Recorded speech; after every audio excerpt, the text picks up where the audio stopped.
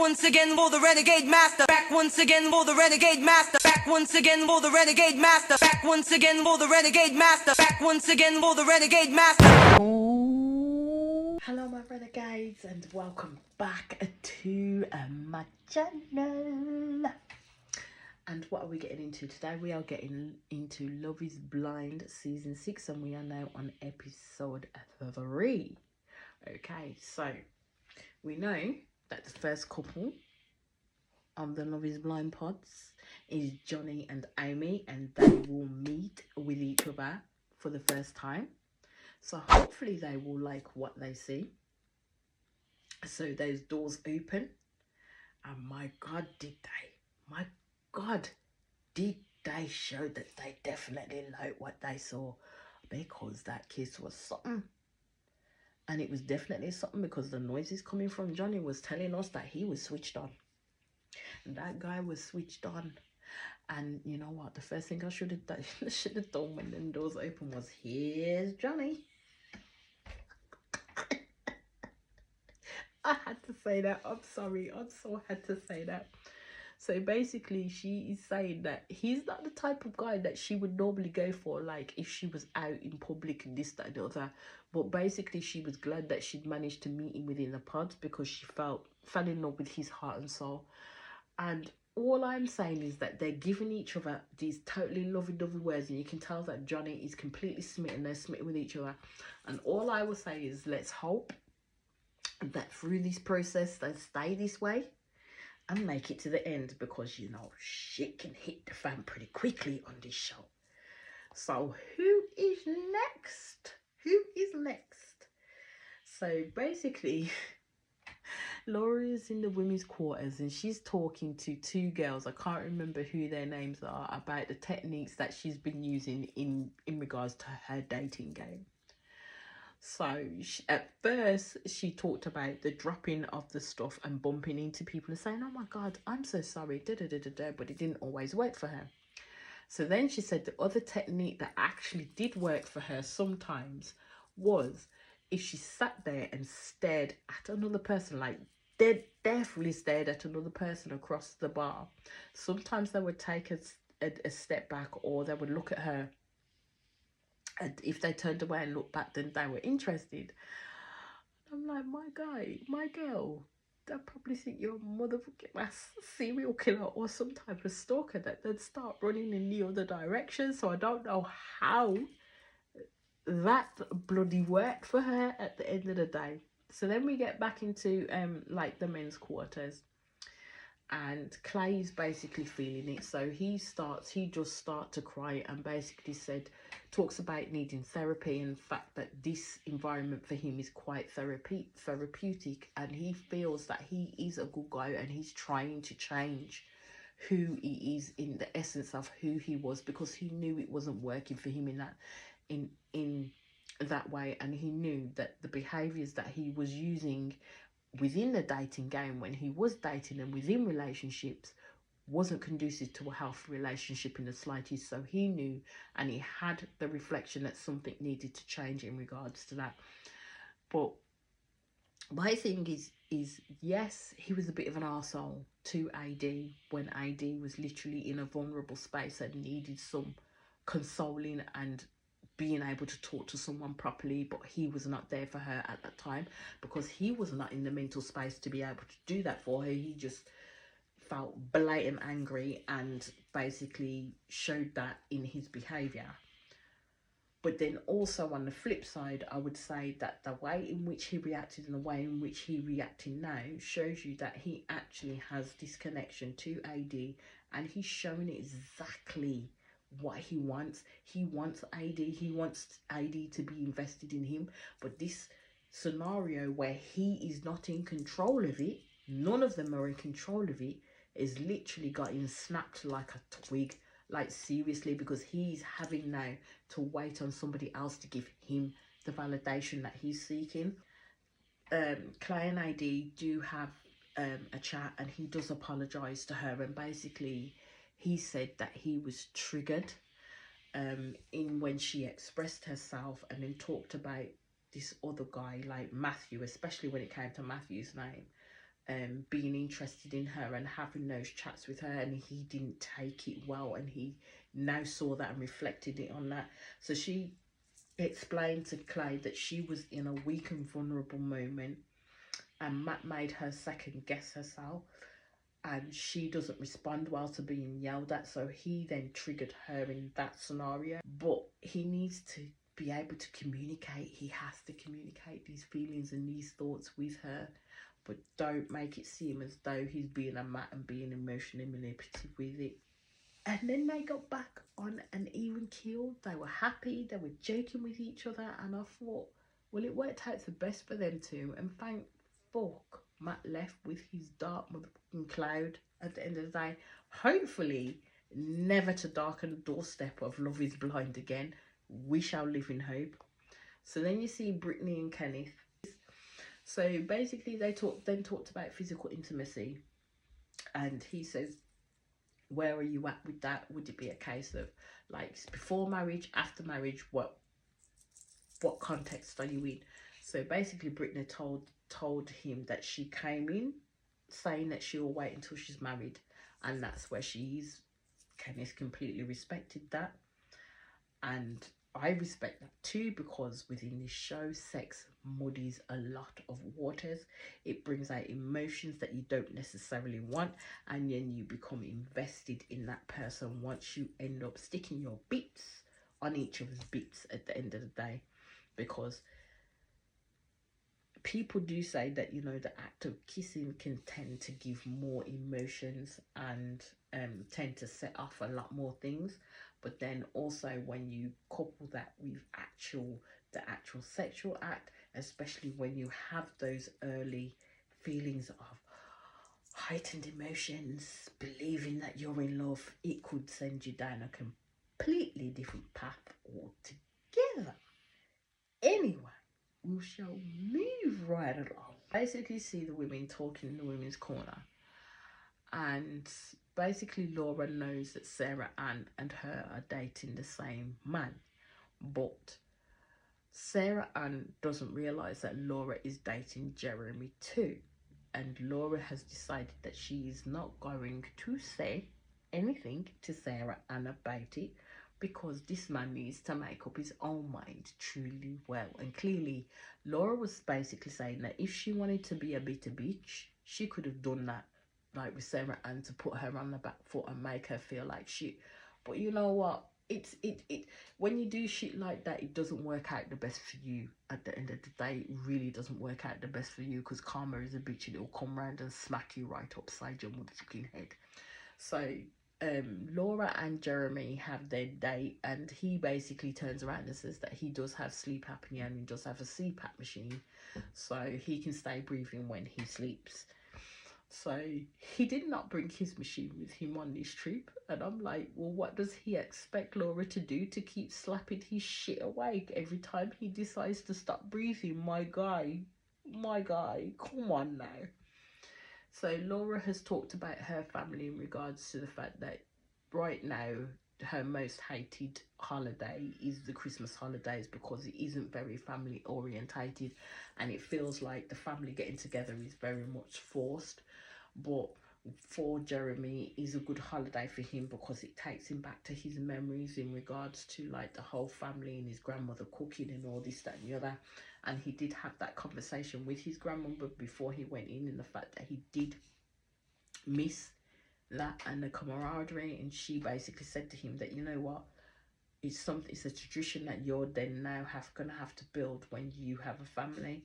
And that's when he painted that picture of a traditional family Christmas for him, and that's when Laura turned around and said that she is completely obsessed with him. And then he confirmed and turned around and says that Laura is his number one. But he then had a date with Sarah Ann. For Laura being his number one, his date with Sarah Ann was completely on a different type of level altogether. And he basically delved a little bit deeper with Sarah Ann, and then we come to realise that Sarah Ann has basically said that she is conservative and she's a patriot.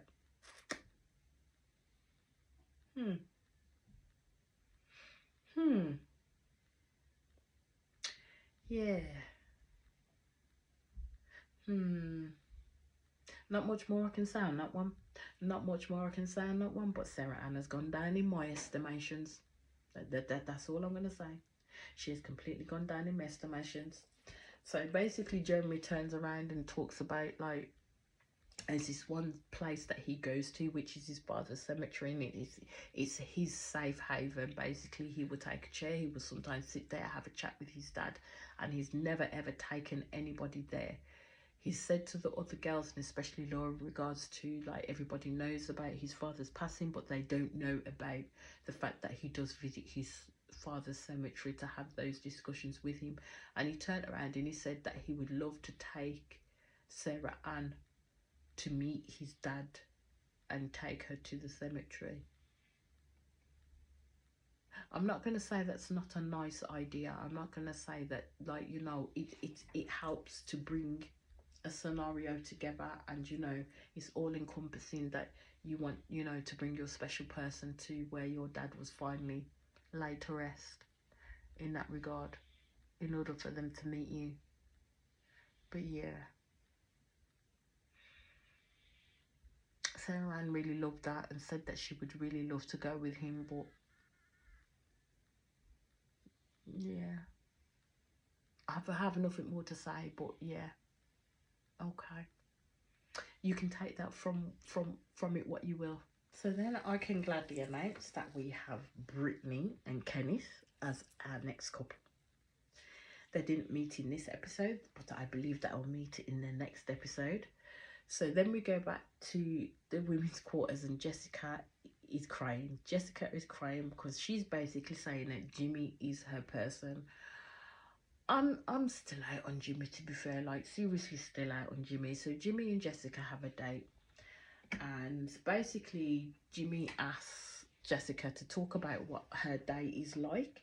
So then she talks about her day, how she starts off her day, and then of course it will naturally revolve around her daughter. So everything in that day was about her daughter. Jimmy looked like he got bored, and I think that's the reason why he started cracking his knuckles for a distraction, because that man was decided to switch off. That man switched off with a quickness once her daughter got talked about and how she was expelling in regards to everything that she did with her daughter in that day. So then, as it was, Jessica heard Jimmy cracking his knuckles through the partition, because, you know, the microphone picks up everything, and she asked him point blank if he's cracking his knuckles. So basically he said yeah, and she said that, oh, stop that, because literally cracking knuckles gives her the ick. He said that he did it to get a reaction out of her. No, Jimmy, you didn't do that to get a reaction out of her.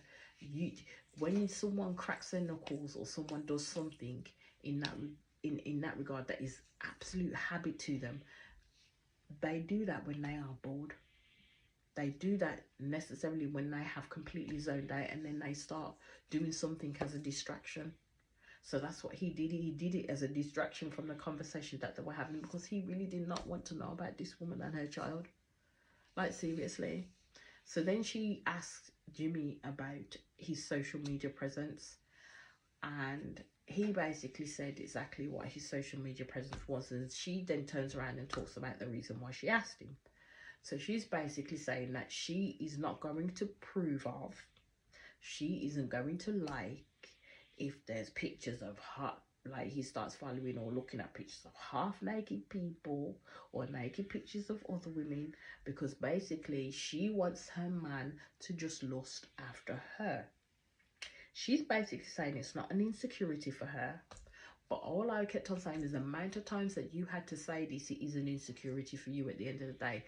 My thing is, at the end of the day, you can't vet that shit. If a man's going to look at a half-naked woman in a bikini, whatever it is you want, they're going to look at it. They're going to look at it. At the end of the day, majority of the people that they look at are not attainable people. Not attainable people, unless you get with an absolute dick of a man that makes you feel that you should look like those women in the pictures, when it's physically not attainable for you. But yeah, we shall we shall move on. So Jimmy calls himself a lover boy because he's a Scorpio, and Jessica agrees because most Scorpios, she says from her perspective, are known of lover boys. She says it, but my thing is with Jessica, she says Jimmy is her person, but she don't act like it in them pods at all. So Jessica does end up telling Jimmy, and basically she is telling him that she wants to be the first round draft pick for him. Like, he needs to pick her first when it comes to any decisions that he has to make on anybody that he's dating in here, because she knows that he's dating another person, and she knows that it's Chelsea at the end of the day. But she's saying, and she's gonna allow him that, you know, it's okay, you need to get your feel of these other people and get them out of your system, so then you can come back to me, is what she's saying. I'm just like, oh, I think you may have put him off with that, but Jimmy don't give nothing away in that sense. Like, seriously does not give anything away in that sense. So basically Jimmy turns around and says that Jessica has him in a chokehold with her words. I'm just like, Jimmy, do you really believe what you're saying sometimes? Because sometimes it doesn't come across like that. You're not very passionate in the way that you speak with Jessica. And I've always seen a complete difference in the way that you speak with Jessica, and the way that you are with Jessica, than in the way that you are with Chelsea. And jury's out on them two, like completely out on them two. He has another date with Chelsea. Chelsea starts up crying in that day again. I'm like, is that all you do, my love? Just keep crying. I don't get why you're constantly leaking tears out of your eyes. So basically she's crying because she feels sad that she might make someone else feel sad. Like, you know, she's going to have to essentially pick between two guys. She's going to have to essentially pick between Jimmy. She's going to have to essentially pick Trevor. She's going to have to pick one of them or neither one of them at the end of the day. She's going to have to. So she's telling Jimmy that the tension in the house is pretty cutthroat at the moment. So she told Jimmy that she was asked by another girl within the women's quarters if she was dating Jimmy, and she said yes. And she said that the girl didn't say anything to her, but she walked off hella pissed. By this point, Jimmy had stopped eating because he was listening to what she was saying. So then Chelsea says, at the end of the day, it's between you guys and it's nothing to do with me. I thought, if that was right, Chelsea, if it had nothing to do with you, then you would not have mentioned it to Jimmy at the end of the day. You would not have mentioned that shit to Jimmy. Why would you mention it to Jimmy? Him on blasting that. You know she's speaking to someone else, but this person is doing this, like, in the women's quarters towards me. What are you kind of going to do about it?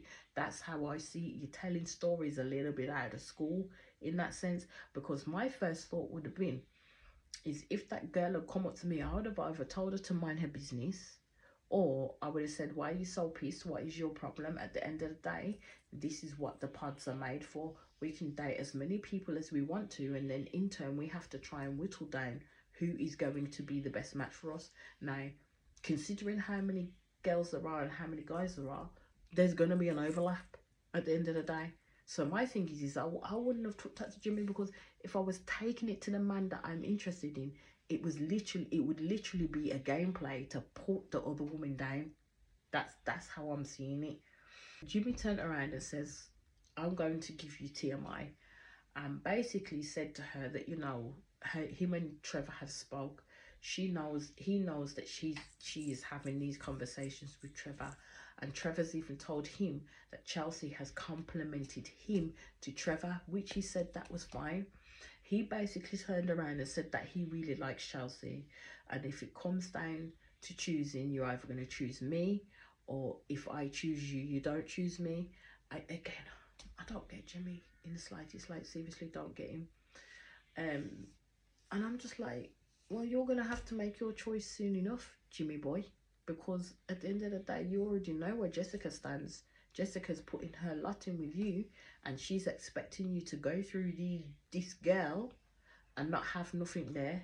Jimmy was turning around and saying that her news in terms of what she told him was the least heavy news.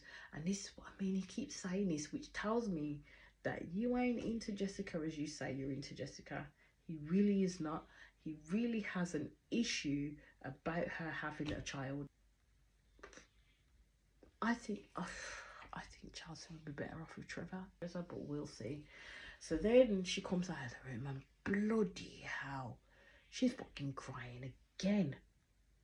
She is crying again because Jimmy is basically telling her that he fell for her personality and who she is. Says that she is special. And basically she's crying and saying this is what she came here for. And I'm like, I used to literally saying in this room right now, Jessica who and Trevor who at the end of the day, because the way used to are batting with each other makes me think that, you know what, used to are gonna start locking things off with each other in a quickness. So it looks like Chelsea wants Jimmy, but he doesn't say anything about wanting her. And I'm just thinking at this point, maybe it's Trevor that's going to get his heart broken. But we shall quickly move on to the next bit of that. So then we get Chelsea and Trevor having their date. And this is my thing, is she was bawling not so long ago, but she managed to switch within a quickness to this happy-go-lucky, jovial type girl to have her date with Trevor. So basically, Trevor places his cards on the table. He wants Chelsea. He is not prepared to talk to anybody else. He's literally putting all of his lot in with her. He basically dropped the L word to this girl.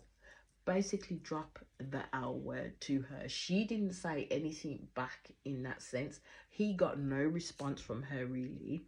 He had to literally ask her, Chelsea, how she felt about what she said, and she said that she can't find the words and she just felt like she was gonna pass out. Trevor saw that as a good thing, and then she basically turned around and said the same thing she said to Jimmy, that he was everything that she came in for, and she's over the moon right now.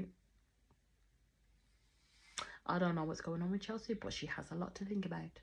She definitely has a lot to think about. She goes back into the room and she walks in crying her motherfucking eyes out. Then ends up sitting within the group, basically tells them that Trevor told her he loved her. So you see Jessica in the kitchen, and Jessica comes over thinking, oh, okay, maybe she's going to go for Trevor because Trevor's told her that he loves her. Maybe this is what she's saying. So Jessica's quite happy in the fact that, you know what, I've got Jimmy to myself.